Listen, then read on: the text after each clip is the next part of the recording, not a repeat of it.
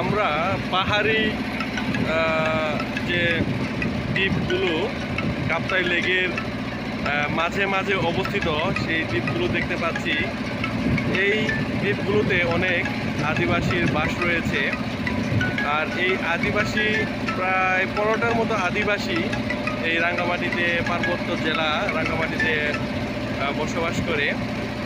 চাকমা, মারমা, গারো, সাঁওতাল, হাজং, অনেকেই। তো কাপ্তাই লেক দিয়ে যাওয়ার পথে যে অপরূপ সৌন্দর্য, সেই অপরূপ সৌন্দর্যের লীলাভূমির মাঝখান থেকে আমি মোহাম্মদ ফরিদুল কবির রানা আপনাদের রাঙ্গামাটিতে আমন্ত্রণ জানাচ্ছি। আপনারা এসে নিজ চোখে, শুধু ইউটিউব ভিডিও দেখে মুগ্ধ না হয়ে নিজে এসে দেখে যাবেন, এবং কিভাবে ট্রেন যোগে কম খরচে রাঙ্গামাটি আসা যায় সেই ভিডিও আমার চ্যানেলে দেওয়া আছে। দয়া করে আপনারা ভিডিওগুলো দেখবেন এবং শেয়ার করবেন, সাবস্ক্রাইব করবেন। আশা করি রাঙ্গামাটি ভ্রমণের পর্বে আপনাদের সব স্পটগুলোই দেখাবো আর কি। এখানে আমাদের গ্রুপ সেশন হচ্ছে, ফটো সেশন। এই পাশেও অনেকগুলো দ্বীপের মধ্যে রয়েছে। মূলত বাংলাদেশ নয়, পুরা পৃথিবীর মধ্যে এই কাপ্তাই লেক হচ্ছে একমাত্র মানবসৃষ্ট লেক, কৃত্রিমভাবে তৈরি করা হয়েছে কাপ্তাই লেক। পানির সময়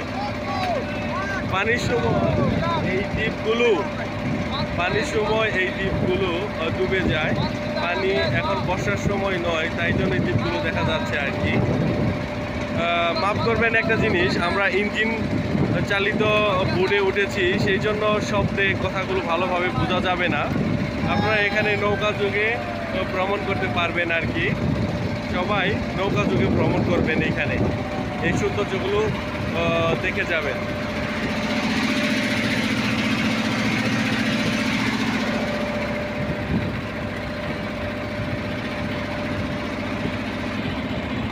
এত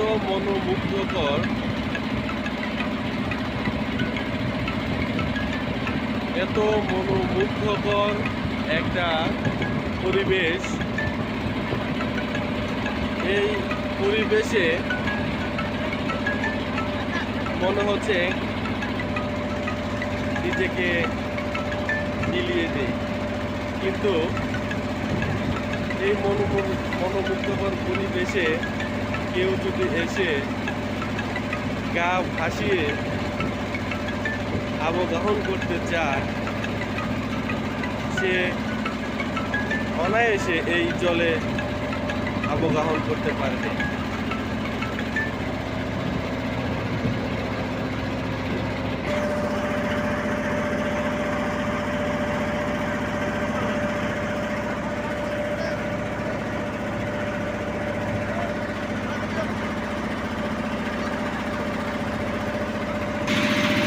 রাঙ্গামাটির এত সৌন্দর্য ক্যামেরায় বন্দি করা সম্ভব নয়।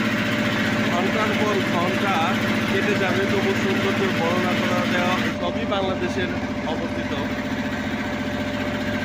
মাঝে মাঝে দু একটা ট্রলার আমাদেরকে অতিক্রম করে যাচ্ছে। কাপ্তাই লেকের পানিগুলো এতটাই স্বচ্ছ,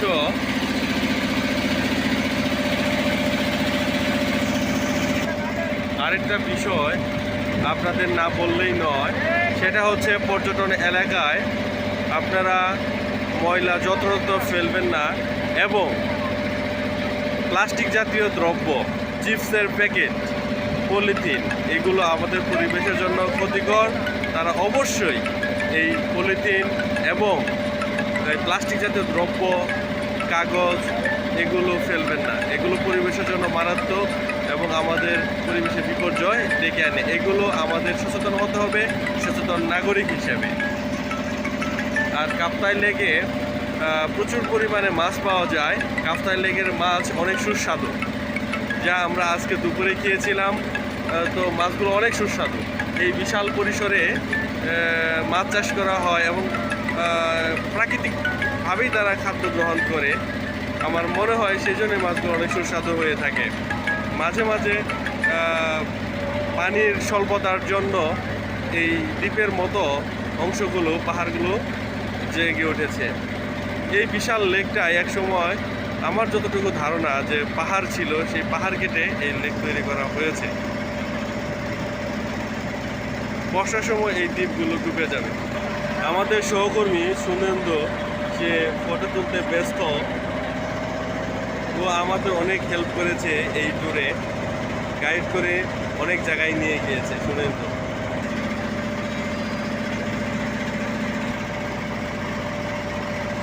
আমাদের রফিক স্যার সহ এখানে গ্রুপ সেশন হচ্ছে। আপনাদেরকে এর আগে কাপ্তাই লেক পর্ব 1 দেখিয়েছি, এখন আপনাদেরকে এবার কাপ্তাই লেক পর্ব 2 দেখাচ্ছি।